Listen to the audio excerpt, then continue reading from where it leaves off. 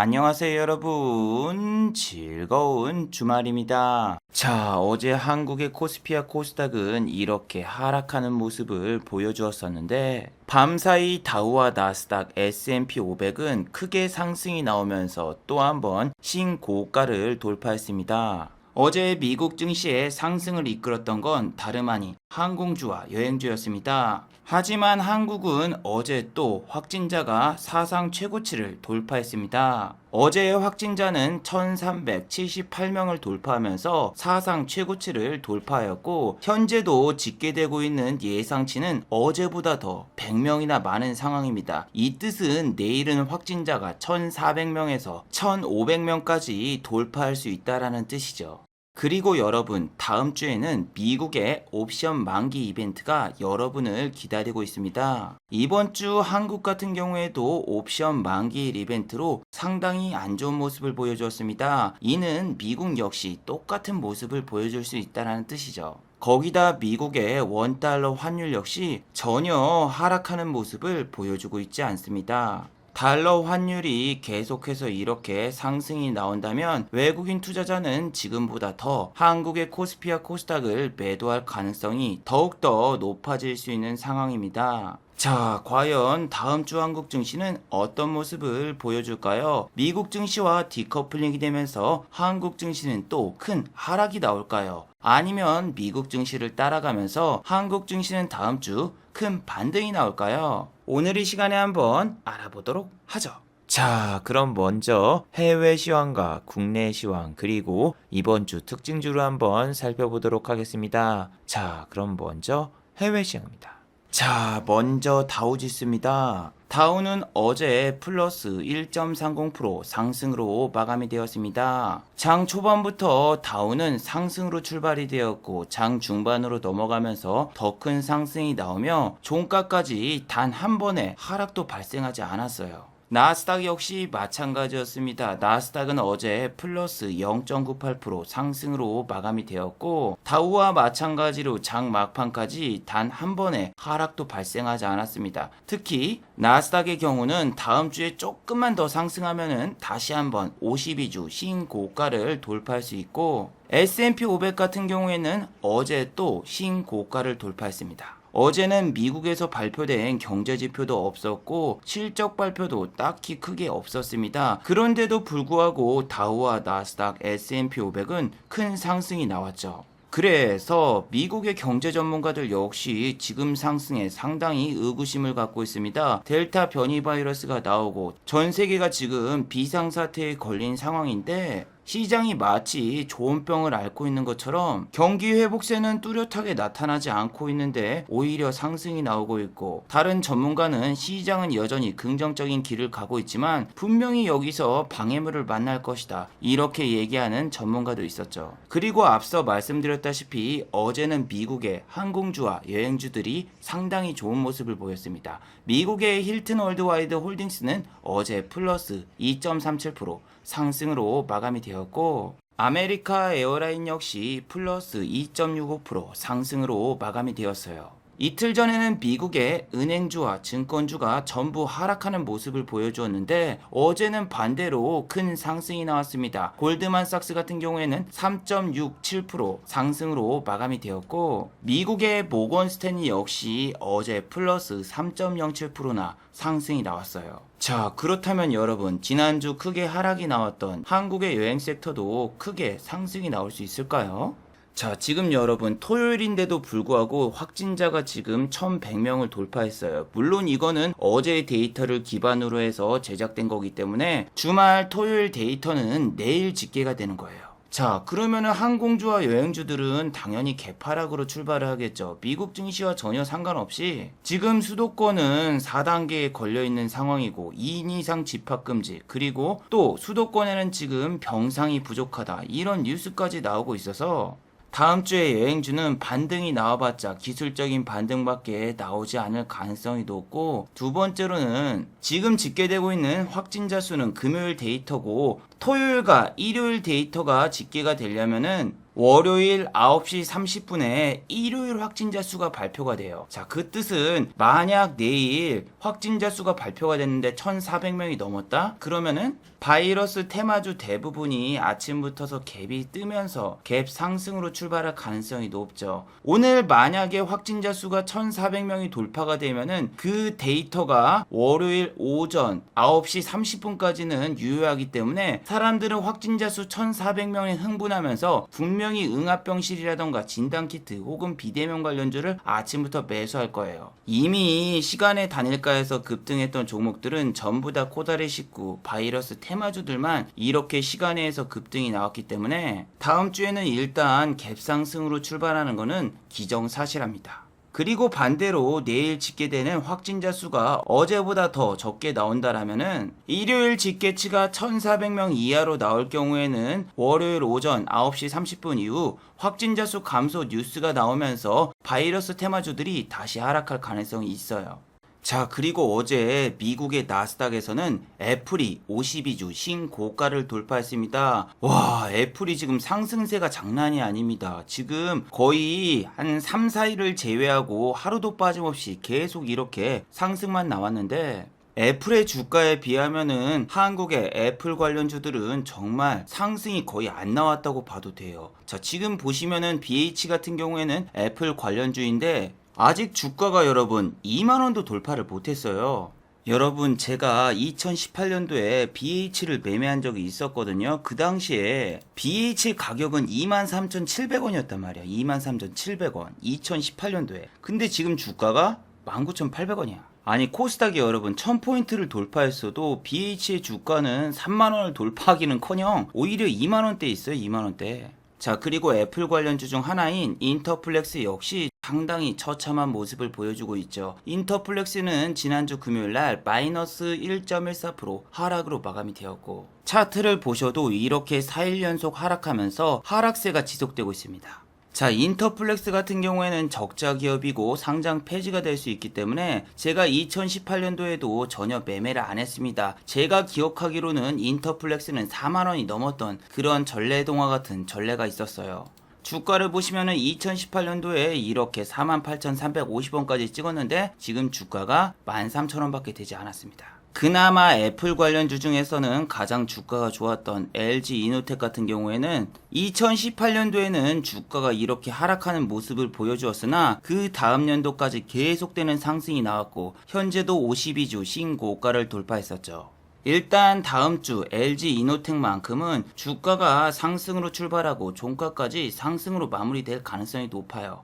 그리고 나스닥 지수가 크게 상승하면서 페이스북도 1.38% 상승으로 마감이 되었고 넷플릭스 역시 플러스 0.98% 상승으로 마감이 되었어요. 넷플릭스 같은 경우에는 코다리 식구 바이러스가 퍼지면 퍼질수록 가입자가 늘어나는 아주 신기한 주식입니다. 한국판 넷플릭스라고 불리는 아프리카 TV 같은 경우에는 바이러스 확산 뉴스가 나오자 오히려 주가가 크게 하락하는 모습을 보여주고 있죠.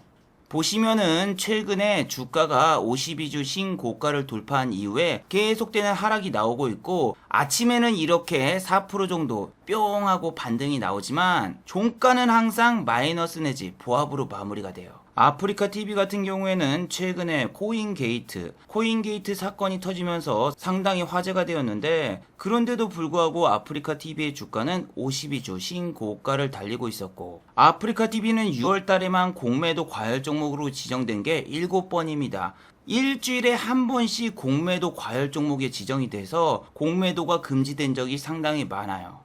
그래서 이렇게 악재 사건이 두 개가 있는데도 불구하고 아프리카 TV의 주가가 52주 신고가를 계속 돌파하는 것은 정말 신기하기도 하고 대단하기도 하지만 아프리카 TV 자체는 주식 발행수가 별로 되지 않기 때문에 아침에 잠깐 3%에서 4% 올라요. 그리고 그 다음에는 계속 주가가 내리기 때문에 종가 베팅 아니면은 장중 매매는 자제하는 게 좋아요. 자, 그리고 미국의 테슬라 같은 경우에도 플러스 0.63% 상승으로 마감이 되었어요. 장 초반에는 테슬라가 마이너스 1.24%까지 하락을 하다가 종가에 갑자기 이렇게 상승으로 마무리가 되었습니다. 자, 그리고 테슬라에서는 배터리 데이를 포함한 여러 가지 행사가 많습니다. 이번에는 테슬라 AI 데이가 열립니다. 테슬라 AID는 언제 개최가 될지 아직까지 공식적인 뉴스는 나오지 않았어요. 이번에 처음 개최되는 행사이며 일론 머스크는 테슬라의 AI 시스템이 얼마나 진보했는지를 보여주는 행사가 될 것이라고 이야기했습니다. 자, 그리고 여러분, 최근에 일론 머스크 관련 충격적인 소식이 하나 있었죠. 바로 일론 머스크가 집을 전부 팔아버렸다는 소식입니다. 자, 머스크 형은 갑자기 테슬라 본사 앞에다가 이러한 박스카를 전시해놨고 갑자기 스페이스X 기지 주변에 건물을 짓기 시작했어요. 스페이스X 주변에 이렇게 컨테이너를 만들어서 일론 머스크가 이제 집을 모두 팔고 여기서 생활하기로 했습니다. 건물은 그렇게 크지 않아요. 조형도를 보시면은 그냥 원룸 정도 되는 시설이고 샤워실과 거실, 다용도실, 부엌 이 정도밖에 갖춰지지 않은 시설이며 완성된 외관의 모습은 이렇게 되어 있습니다. 일론 머스크 형은 왜 갑자기 컨테이너 집에서 살기로 결심했으며 이걸 왜 스페이스X 기지 주변에 설치한 걸까요? 첫 번째, 일론 머스크 형은 탈세 의혹에 시달리고 있습니다. 코인으로 돈을 엄청나게 많이 벌었기 때문에 본인 자산보다 세금을 별로 그렇게 내지 않아요. 그리고 이 박스카를 만든 회사 자체가 일론 머스크 형이 투자한 회사예요. 아직은 주식 상장이 되어 있지 않지만 본인이 이렇게 밖에서 자는 모습을 보여주면 홍보 효과가 있고 이 회사가 주식이 상장이 될 경우에는 어마어마한 시세 차익을 노릴 수 있기 때문에 본인이 홍보 모델을 하고 있는 셈이죠. 하지만 최근에 LG화학을 비롯한 한국의 테슬라 관련주의 주가는 그렇게 썩 좋은 모습을 보이고 있지 않죠. LG화학 같은 경우에는 금요일날 마이너스 3.03% 하락으로 마감이 되었습니다. 아니 코스피가 1% 가까이 반등이 나왔는데도 불구하고 종가까지 반등 한번 안 주며 종가 기준으로 그날 최저가로 마무리가 되었고 SK이노베이션 같은 경우에는 플러스 1.12% 상승으로 마감이 되었지만 주가를 보시면은 하락세는 계속 이어지고 있습니다. 그리고 지난주 금요일날 SK이노베이션이 이렇게 상승이 나온 이유가 국제 유가가 여러분 2% 이상 상승이 나왔기 때문에 유가 관련주인 SK이노베이션이 저렇게 상승으로 마감이 된 거죠. 자, 국제 유가가 갑자기 2%대 급등이 나온 이유는 바로 오펙 플러스 회의에서 합의점을 찾지 못해서입니다. 현재 오펙 플러스 회의에서 아랍에미리트가 증산을 반대하고 있기 때문에 오펙 플러스 회의에서 합의점을 찾고 있지 못합니다. 그런데 합의점을 찾는 시간이 계속 길어지자 국제유가가 다시 상승세로 돌변하고 말았어요. 자, 보시면은 유가 관련주인 S오일 역시 금요일날 플러스 0.99% 상승으로 마감이 되었고 SK이노베이션 같은 경우에는 지난번 이 영상을 통해서 설명해 드렸지만 역대급 공매도가 SK이노베이션에서 발생되었습니다. SK이노베이션이 배터리 사업을 분사하겠다라고 밝힌 다음에 공매도가 정말 역대급입니다. 그래서 SK이노베이션은 여기서 역대급 공매도가 발생이 되어서 지난번 고점을 뚫고 있지 못해요. 자, 그리고 3일 전 이 영상에서 LG전자 역시 역대급 공매도가 발생되었다라고 여러분들께 말씀을 드렸었죠. 자, LG전자를 보시면은 실적 발표 이후에 역대급 공매도가 발생되면서 3일 연속으로 이렇게 하락하는 모습을 보여주었어요. 자, 여러분, 공매도가 역대급으로 발생되려면은 전제 조건이 있습니다. 바로 거래량이 많이 터져야 돼요. 거래량이 많이 터지고 주가가 위로 빵 솟았을 때 거기서 공매도를 칠 수 있지, 그냥 일반적으로 횡보하고 있을 때는 공매도가 크게 발생을 하지 않아요. 자, 보시면은 한미약품 같은 경우에는 지난번에 이렇게 42만원까지 슈팅이 나왔었습니다. 한미약품이 이렇게 슈팅이 나온 이유는 한미약품의 회장이 사망을 하였고 그로 인해서 자식 간의 경영권 분쟁이 발생될 거라는 뉴스 때문에 주가가 이렇게 크게 상승이 나왔었는데, 문제는 여러분, 작년 같은 경우에는 공매도 금지 기간이었어요. 근데 공매도 금지 기간에 정말 놀라운 일이 펼쳐졌어요. 공매도 양을 보세요. 100억이 터졌어요. 100억. 기관이나 외국인 투자자 중에서 시장 조성자 같은 경우에는 공매도를 칠 수 있는데 공매도 수량은 그렇게 크지 않아요. 그런데 그 모든 수량을 끌어가지고 여기서 역대급 공매도를 쳤고, 기레기들은 한미약품이 경영권 분쟁이 터진다라고 뉴스를 내보냈지만 경영권 분쟁은 전혀 발생하지 않았고 부인인 송영숙 여사가 한미약품의 경영권을 이어갔어요. 자, 지금도 한미약품의 주가를 보시면은 주가가 연일 하락세를 보이면서 이렇게 주가가 40만원도 못 넘고 있는 모습이 나오고 있죠. 공매도를 칠 때는 저렇게 찌라시 뉴스를 빵 띄워놓고 개인 투자자분들의 수급이 많이 쏠렸을 때 거기서 꼭대기에서 공매도를 쳐야지 공매도를 저렇게 많이 칠 수 있지. 일반적으로 그냥 횡보하고 있을 때는 공매도를 쳐봤자 공매도 양도 얼마 되지도 않고 가격 또한 그렇게 높지 않아서 공매도를 치는 맛이 없습니다. 하나생명 같은 경우에도 지난 분기 실적 발표를 할 때 이렇게 역대급 공매도를 치고 주가가 하락 중이죠. 그래서 여러분 실적 발표 날은 거래량이 많이 몰리기 때문에 공매도 치기 아주 좋은 날입니다. 자, 다음 주에 실적을 발표하는 회사가 4군데 있습니다. 첫 번째는 신세계, 두 번째는 유바이오로직스, 그리고 풍강, 해성 DS가 있는데 신세계가 여러분 만약에 실적이 안 좋게 나온다면 호텔신라 역시 안 좋게 나올 것으로 예측이 되며 호텔신라의 주가도 신세계를 따라갈 가능성이 높아요. 자, 지난주 금요일이었죠. 신세계의 주가는 마이너스 1.45% 하락으로 마감이 되었고 주가 역시 이렇게 3일 연속으로 하락하는 모습을 보여주었습니다. 신세계는 코스피 200 종목이기 때문에 공매도가 됩니다. 하지만 공매도 수량은 그렇게 많지가 않아요. 하루에 공매도가 이 정도 쳐주는 것은 평균적입니다. 자, 코다리 바이러스가 터지기 이전에 공매도 수량을 보셔도 지금과 별 차이가 없습니다. 자, 그리고 호텔신라의 차트도 보세요. 신세계하고 전혀 다른 게 없습니다. 델타 변이 바이러스로 인해서 지금 호텔신라의 주가는 연일 하락세가 계속되고 있고 금요일 역시 마이너스 0.11% 하락으로 마감이 되었어요. 자, 신세계와 마찬가지로 호텔신라의 공매도가 그렇게 많은 편은 아닙니다. 과거에 바이러스가 퍼지기 전에 공매도 평균 수량과 현재 공매도 평균 수량을 비교해 보시면은 그렇게 크게 공매도가 발생하고 있는 건 아니라고 봅니다. 그런데 공매도가 크게 발생할 수 있는 기준날이 언제다? 실적 발표날. 신세계의 실적이 발표되고 호텔신라의 실적이 발표된다? 그러면은 지금 델타 변이 바이러스라던가 이런 게 먼저 선반영이 됐으니까 호텔신라 이제 실적 확인했으니까 사야지. 신세계 이제 실적 확인했으니까 사야지 하고 들어가는 순간 역대급 공매도가 발생할 수가 있어요. 그래서 보통 실적 발표가 된 다음에 2, 3일 뒤에 매수하는 게 최적의 포지션이죠. 자, 삼성전자 같은 경우에도 마찬가지죠. 지난주 8만원대가 붕괴가 되니까 공매도 대금이 훨씬 더 많이 늘어난 모습을 보실 수가 있는데 실적 발표 시즌에 이렇게 거래량이 몰리니까 외국인과 기관 투자자들이 공매도를 무차별적으로 때려버린 거죠. 자, 그리고 지금 언론에서는 삼성전자를 뭐라고 이야기하고 있죠? 6만 전자를 갈 것이다. 자, 지금 애널리스트들은 당분간 삼성전자에 호재가 없고 3분기와 4분기는 반도체가 비수기 시즌으로 들어가면서 삼성전자의 실적은 더 안 좋게 나올 가능성이 높고 델타 변이 바이러스로 인해서 투신마저 안 좋아졌기 때문에 삼성전자가 6만 전자로 갈 가능성도 염두에 둬야 된다. 이렇게 경고의 메시지를 날리고 있어요. 그래서 LG전자와 똑같이 삼성전자 실적 발표할 때 매수하신 분들 지금 얼마나 애가 타겠습니까? 내가 왜 삼성전자를 실적 발표 날 샀을까? 실적이 좋다고 해서 샀는데 실적 발표하니까 더 떨어지네.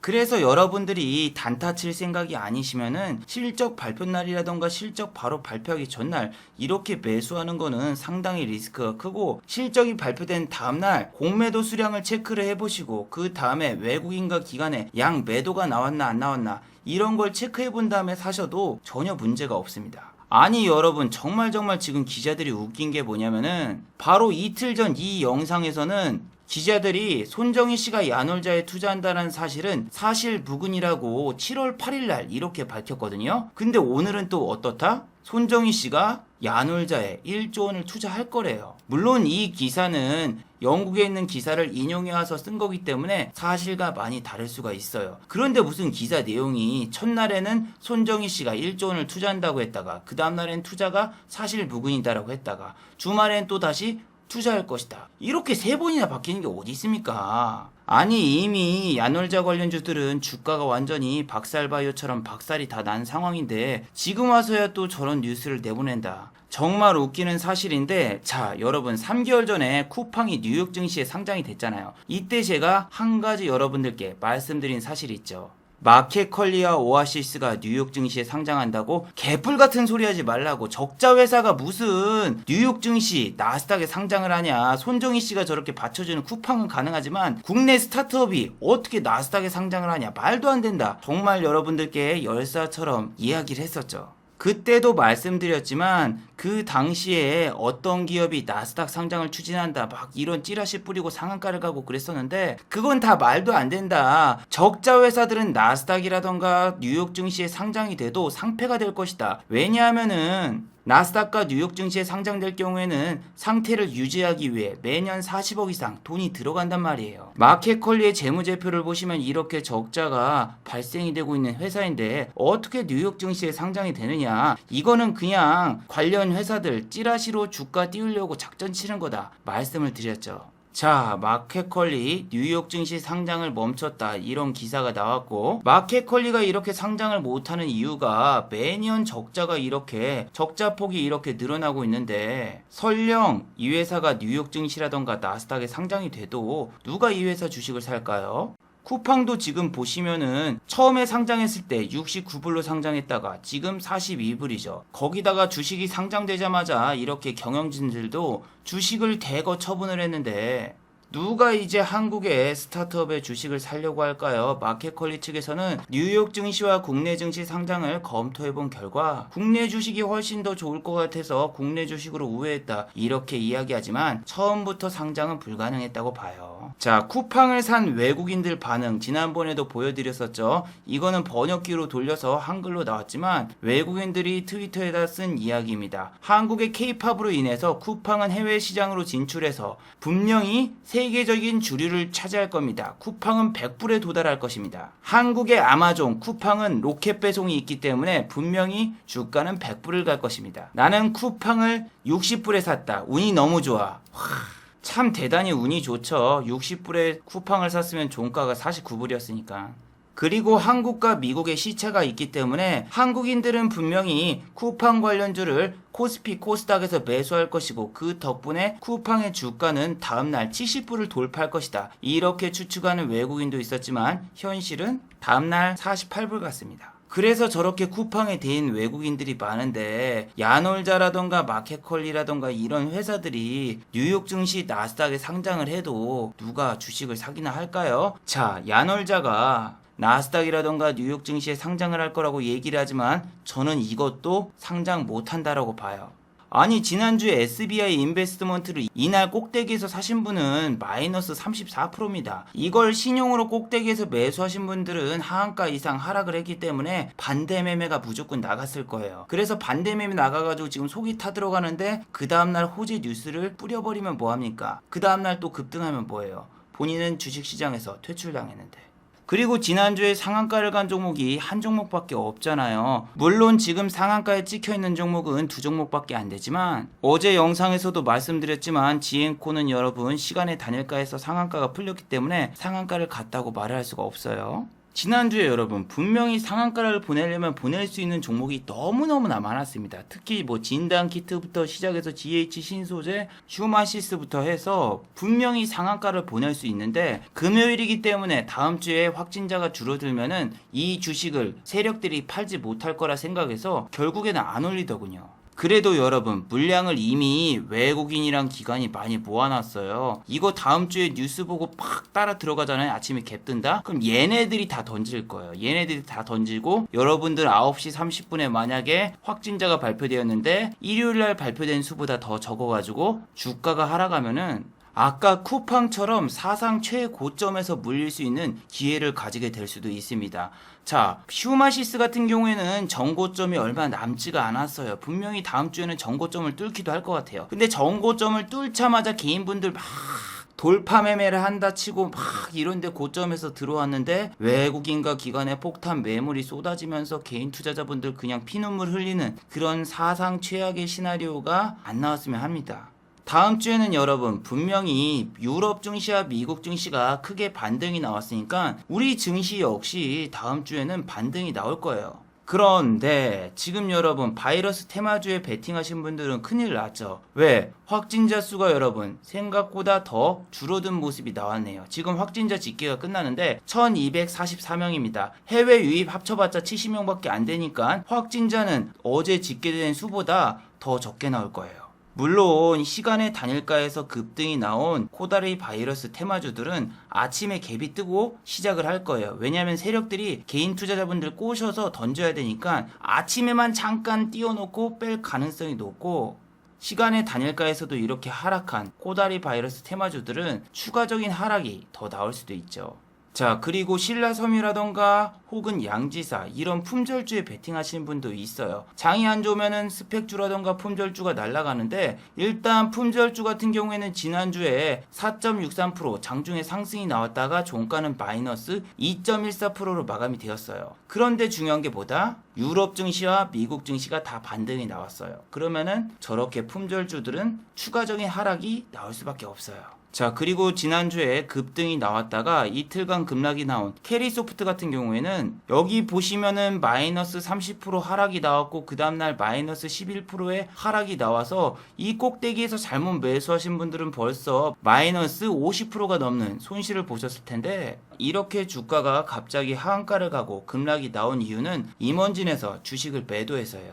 자, 우리에게 친숙한 캐리소프트의 옐리 누나, 유튜브에서 보시면은 캐리아 친구들에 나오는 진행자분이 있는데 진행자분이 주식을 매도했어요. 그리고 여러분 캐리소프트 같은 경우에 유튜브 채널인데도 불구하고 코스닥에 상장이 되었어요. 하지만 유튜브 키즈 정책이 생기면서 그냥 캐리소프트라던가 캐리 친구들 키즈 채널이 망하기 시작했죠. 그래서 지금 적자가 이렇게 3년간 누적이 돼 있어요. 캐리소프트 꼭대기에서 물리신 분들 같은 경우에는 존버를 하면은 상장 폐지가 될 수 있다라는 사실을 꼭 염두에 두셔야 됩니다. 괜히 이거 나중에 존버해서 아들 물려줘야지 이렇게 생각하다가 저처럼 그냥 결혼도 못해서 물려줄 아들도 없고 상패돼가지고 휴지 조각 돼버리면은 거기서 그냥 게임 오버입니다. 자, 그리고 최근에는 윤석열 씨 테마주라던가 정치 테마주의 주가가 상당히 안 좋죠. 자, 금요일날 발표된 대선 후보 리서치 조사에서는 이재명 씨가 윤석열 씨를 제치고 대선 후보 지지율 1등을 차지한 모습을 보실 수 있는데,